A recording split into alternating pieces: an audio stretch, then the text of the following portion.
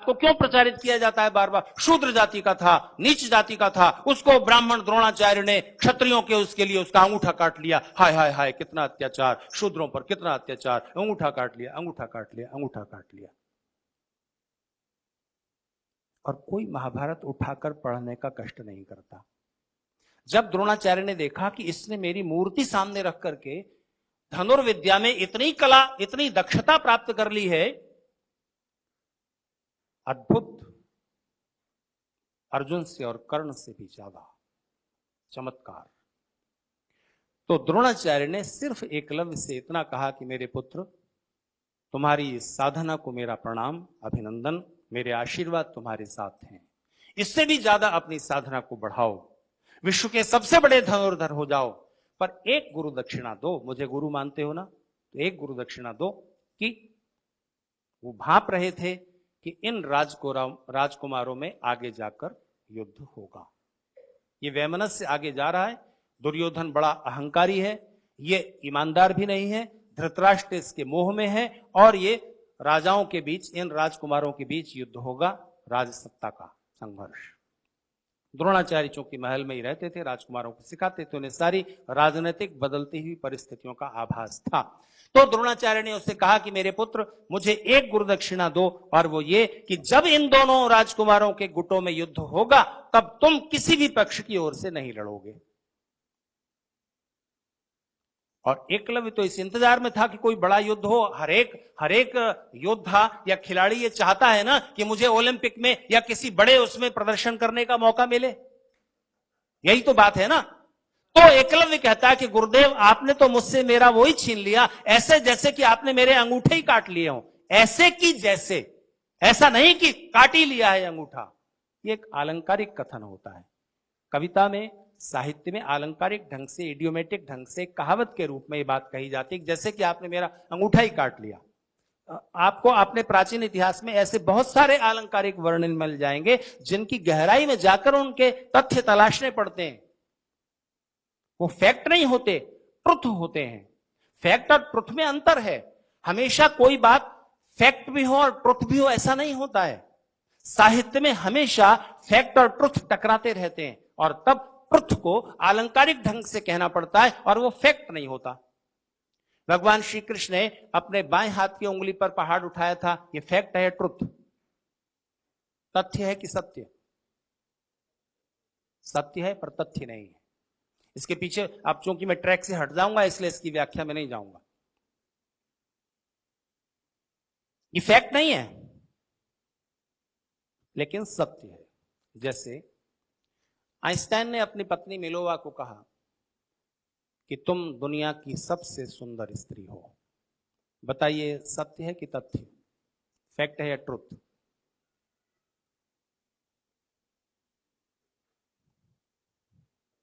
Fact तो नहीं है। आइंस्टाइन बड़े मैथमेटिशियन है, बड़े साइंटिस्ट हैं।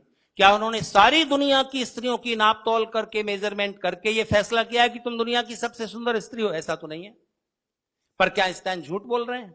झूठ भी नहीं है, क्योंकि प्रेम के गहरे क्षणों में किसी भी पति को अपनी पत्नी सबसे सुंदर लग रही है, यह सत्य है, लगनी चाहिए, यह सत्य है, पर तथ्य नहीं है। तो अलंकारिक वर्णन होते हैं साहित्य में, और वो सत्य होते हैं, पर तथ्य उनमें मत तलाशिए। अंगूठा काट लिया है, उस समय क्या जातिवाद था? उस समय किसी राजा को वोट चाहिए थे, किसी शूद्र जाति के या ऊंची जाति के, से कोई लेना देना नहीं है। शंबुक को मार दिया। उत्तर प्रदेश में जाइए, मायावती की पार्टी की ओर से नारे लिखे हुए, राम नहीं हत्यारा है, शंबुक ऋषि को मारा है। अरे एक तरफ तो आप कहते हो कि शंबुक शूद्र जाति का था, उसको राम ने मार दिया, हाय हाय कितना अत्याचार शूद्रों पर। दूसरी तरफ फिर आप इस माइथोलॉजी को रिजेक्ट भी करते हो। शंबुक को क्यों मारा? क्योंकि शंबुक तपस्या कर रहा था, और उस तपस्या से इंद्र का आसन डोल उठा। अरे एक दिन तो ये मेरे आसन पर अधिकार कर लेगा तपस्या के द्वारा। तो इंद्र ने राम को कहा कि शंबुक को मार दो। अच्छा, आप या तो फिर आप इंद्र मानिए, देवता मानिए, अप्सराएं मानिए, और ये सारी मैथोलॉजी को सत्य मानिए, वो तो आप रिजेक्ट करते हो। एक तरफ तो आप कहते हो राम हुए ही नहीं, राम तो कोई हिस्टोरिकल आदमी है ही नहीं, वो तो कहानी है, और उसके बाद दूसरी तरफ आप ये कहते हो शंबुक को मार दिया, हाय हाय बड़ा अत्याचार कर दिया। कैसी धूर्तता चल रही है। तो आपके इतिहास के प्रति एक घृणा पैदा हो जाए, कम से कम शूद्र या ओबीसी माने जाने वाले लोग अपने उस इतिहास की परंपरा से कट जाएं, तब उनको अगर अपने में वो कन्वर्ट ना भी कर सके वो विदेशी षड्यंत्रकारी, तो भी इस देश में, इस देश के बहुसंख्यक समाज में विघटन तो पैदा कर ही दिया ना, आपस में घृणा तो बनाई दी। और वो घृणा जब तक रहेगी, वो दीवारें जब तक रहेंगी, तब तक ये देश आपस में ही टकराता रहेगा। विदेशियों से क्या लड़ोगे, कहां से शक्तिशाली हो जाओगे? इसलिए इन षड्यंत्रों को समझने की और इन षड्यंत्रों का जवाब देने की जरूरत है। नहीं तो भारत के टुकड़े होते रहेंगे। भारत के टुकड़े होने के अभी तो नारे लग रहे हैं, अभी तो सिर्फ नारे लग रहे हैं कि भारत तेरे टुकड़े होंगे इंशाअल्लाह इंशाअल्लाह। अभी तो सिर्फ भारत माता की जय बोलने से परहेज हो रहा है। एक दिन आएगा कि ये बात सत्य भी हो जाएगी। चाइना की वेबसाइट पर आप देख सकते हैं, इस देश को 26 टुकड़ों में बांटने की तैयारी। कौन सहयोग करेंगे? सोचिए, सोवियत संघ क्यों 16 देशों में टूटकर बिखर गया? क्यों बिखर गया? क्योंकि वहां भी एक अलग तरह का जातिवाद था।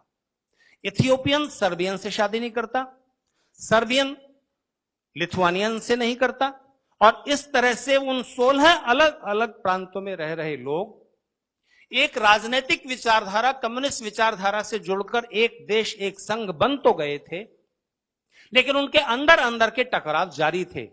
और थोड़ा सा मौका मिला, गोरबाचोव और येल्त्सिन के सहारे अमेरिका ने अपनी पॉलिटिक्स सफल कर ली और आज वो देश 16 टुकड़ों में बिखरा हुआ है, जो देश की धरती की महाशक्ति होता था। अगर इस देश में जातियां एक एक इलाके में रह रही हों, तो बताइए देश अपने आप टूटा हुआ है कि नहीं?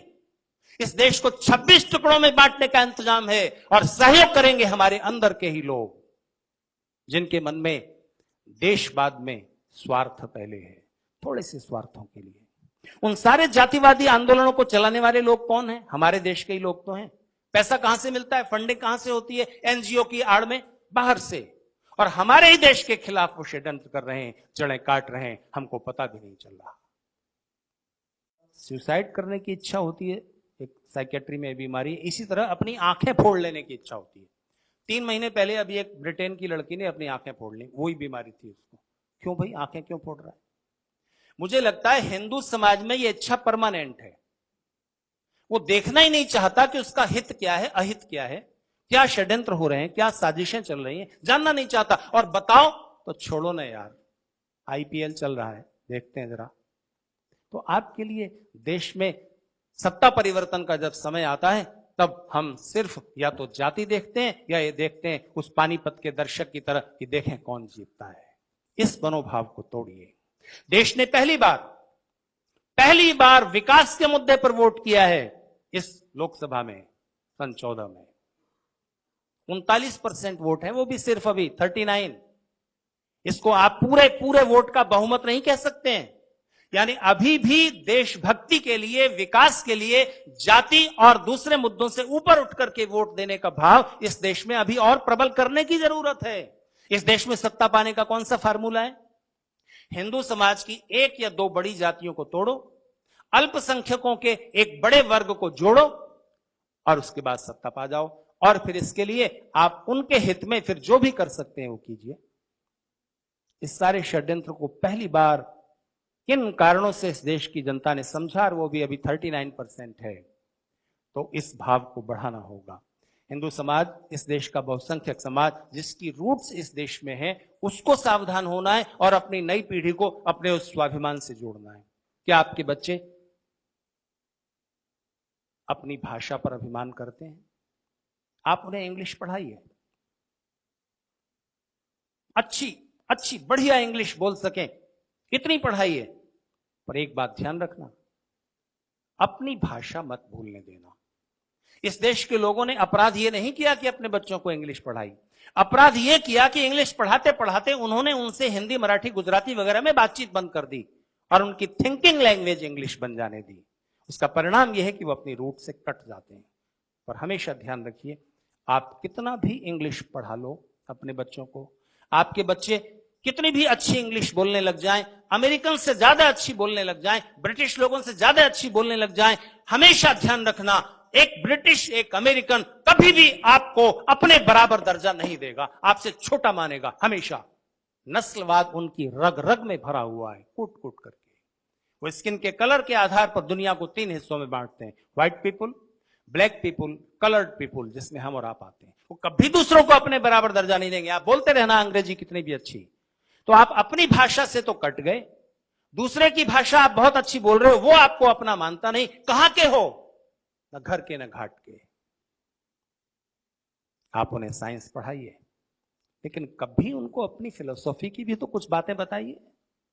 वो फिलोसॉफी जो दुनिया में सारी दार्शनिक चिंतनाओं के ऊपर है और उनके मूल में है। बाकी सारी दार्शनिक विचारधाराएं उसी दार्शनिक विचारधारा को कोई एक कण लेकर के अपना विकास करती हैं। ये मैं दावे से कह रहा हूं आपको, सारी फिलोसॉफीज की कंपैरेटिव स्टडी करने के बाद। Alexis Carrel Nobel Prize winner scientist हैं, उनकी एक किताब पढ़िएगा, Man the Unknown. Alexis Carrel कहते हैं कि पूरी मॉडर्न साइंस कितनी भी खोज कर ले, एक क्वेश्चन हमेशा अनआंसर्ड रहेगा। हम ये कभी नहीं जान पाएंगे कि प्रोटोप्लाज्म से अमीबा बना, 1 सेल वाला प्राणी, उसके बाद 2 सेल वाला प्राणी। ये सब बनते बनते उस क्रम में नॉलेज कहां से पैदा हो जाती है? प्रोटोप्लाज्म में तो नॉलेज नहीं है। जैसे इस पोडियम में नॉलेज है, ये जानता है कि मैं हूं, इस माइक को पता है कि मैं हूं, इस कुर्सी को पता है जिस पर आप बैठे कि वो है, नहीं ना? हमको आपको पता है। तो ये जो ज्ञान रखने वाली सत्ता है, ये कहां से पैदा हो जाती है? अगर प्रोटोप्लाज्म से, प्रकृति के जड़ तत्वों से ही ये चेतना बन गई, तो प्रकृति में भी ज्ञान होना चाहिए। नेचर के किसी भी मैटर में ज्ञान नहीं है। तो ये ज्ञान कहां से पैदा हो जाता है, कैसे क्रिएट हो जाता है, ज्ञान रखने वाली शक्ति कहां से पैदा हो जाती है? साइंस की लेबोरेटरी में ये प्रश्न कभी नहीं जाना जा सकेगा। इसका उत्तर कभी भी जानना हो, आपको भारतीय ऋषियों के चरणों में जाकर बैठना पड़ेगा। उसके अलावा उत्तर कहीं भी नहीं है। जीवन के और जगत के जो गहरे प्रश्न हैं, उनके उत्तर उन्होंने पहले से खोज कर रखे हैं। आप सिर्फ अपने लेबोरेटरी के प्रयोगों से उनको प्रूव करते जाओगे। और कभी भी इस धरती पर मनुष्य को शांति से जीना सीखना होगा, सुख और आनंद की प्राप्ति के तरीके सीखने होंगे, तो भी ऋषियों की शरण में जाना होगा। इसके अलावा और कोई भी रास्ता नहीं। ये स्वाभिमान हमारे बच्चों में नहीं है, एक विदेशी महसूस करता है। बस इस स्व के, इस सेल्फ के, इस अभिमान को जगा दीजिए, और तब देशभक्ति जागेगी, और तब आपको भारत हमें जान से प्यारा है ये कहने की और बताने की जरूरत नहीं होगी, वो होगा ही। तो फोटो है, चल चलते हैं।